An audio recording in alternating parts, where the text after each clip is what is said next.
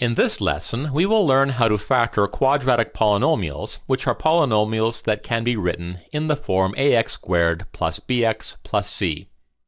So, for example, we will learn how to take a quadratic polynomial like this one and write it as the product of two binomials.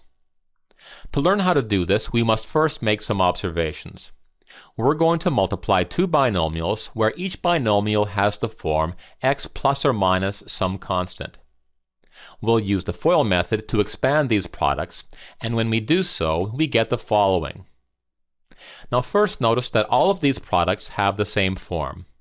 First we have x squared, then we have some multiple of x, such as 5x, 7x, and negative 9x, and finally we have a constant term.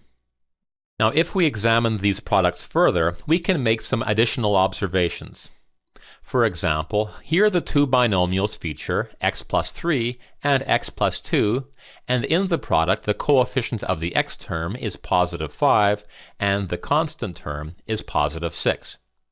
Do you see a relationship here? Well, in the next example, we have x minus 2 times x plus 9, and in the product the coefficient of the x term is positive 7 and the constant term is negative 18. In the third example, we have x minus 4 times x minus 5, and in the product the coefficient of the x term is negative 9, and the constant term is positive 20. Now in general, the relationship between the two binomials and the expanded version is that the coefficient of x is equal to the sum of the two constants in the binomials, and the constant term is equal to the product of the two constants in the binomials. Now let's use this to help us factor some quadratic polynomials, beginning with this one. Since this polynomial has the form x squared plus some multiple of x plus a constant term, we know that its factorization will have the following form. Our goal now is to determine the constant terms in the two binomials. To find these constant terms, we have some clues. Based on the polynomial here, we know that the sum of the two constants will be 6, and the product must be 8.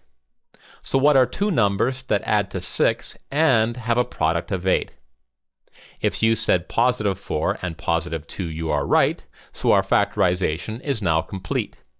X squared plus 6x plus 8 can be factored to be x plus 4 times x plus 2. Now if we wish to confirm that we have factored this correctly, we can simply expand these two binomials to see that the result is indeed x squared plus 6x plus 8. Okay, how about another example? Once again we have this familiar form, so the factorization will look something like this. Here the clues for the two missing numbers are that they add to 5 and that their product is negative 14. Now notice that the product of the two missing numbers is a negative number. If the product of two numbers is negative, then one number must be positive and the other number must be negative. So we can add this to our factorization. Okay, so what are two numbers that add to 5 and have a product of negative 14?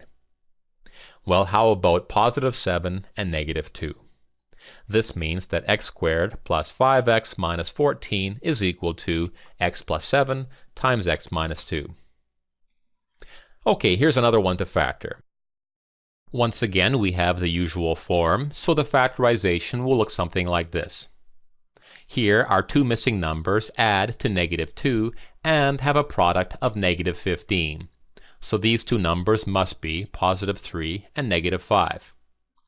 In the next example, the two missing numbers add to positive 7 and have a product of positive 6. So these two numbers must be positive 1 and positive 6. The factorization of the next quadratic polynomial is missing two numbers, and these two numbers add to negative 10, and they have a product of positive 16. So these two numbers must be negative 2 and negative 8.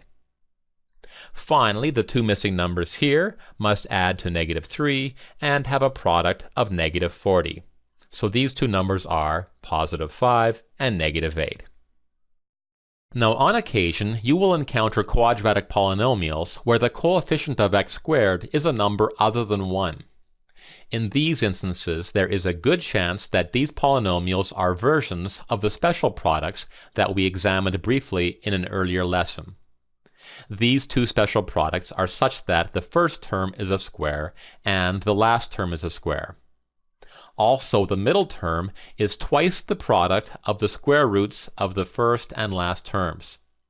For example, the square root of 4x squared is 2x, and the square root of 9 is 3. And here the middle term is equal to 2 times 2x times 3, which is 12x. As such, this is one of our special products. These other two products meet the same criteria, so they are special products as well. To factor the first polynomial, we'll take the square root of the first term to get 2x, and we'll take the square root of the last term to get 3. Since this polynomial has the same form as this special product, the two binomials in our factorization will both feature plus signs. The next polynomial can be factored as follows, and this is how we factor the last polynomial. Okay, to summarize.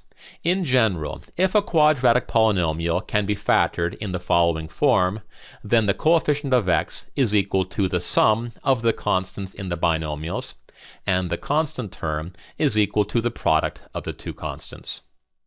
Also, if you encounter a quadratic polynomial where a, the coefficient of x squared, is not equal to 1, then there is a good chance that it is one of the special products that can be factored as follows.